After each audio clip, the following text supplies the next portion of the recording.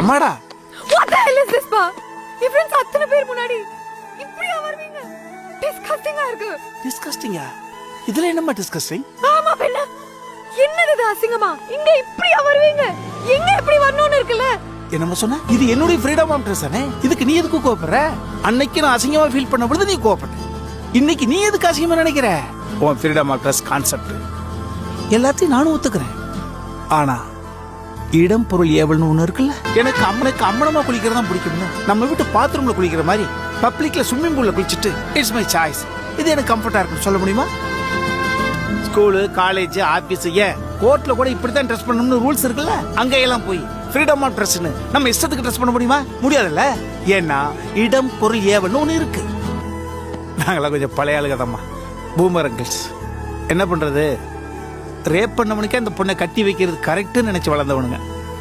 படையப்பா படத்துல ஒரு பொண்ணுனா இப்படித்தான் இருக்குன்னு வசனம் பேசுனப்ப சில்லறையலி செதற விட்டவங்க. நாங்க வாழ்ந்த உலகமே வேற.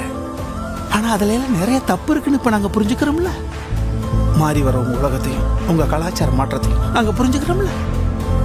ஆனா நீங்க எங்களை புரிஞ்சுக்க முயற்சி கூட பண்ண மாட்டேங்கிறீங்க. இப்ப நீங்க எங்களை பூமர்னு சொல்றீங்க. இன்னும் 100 வருஷம் கழிச்சு கற்கால மனுஷங்க மாதிரி ரோட்ல எல்லாரும் அம்மனமா போறதுதான் ஃபேஷன். அந்த ஜெனரேஷன் மாற வாய்ப்பு இருக்கு. அப்போ அவங்க உலகத்தோட கலாச்சார மாற்றத்தை ஒன்னால ஏத்துக்க முடியலன்னா உன்னோட பேரனோ பேத்தியோ உன்னையும் பூமர்னு தானே சொல்லுவாங்க.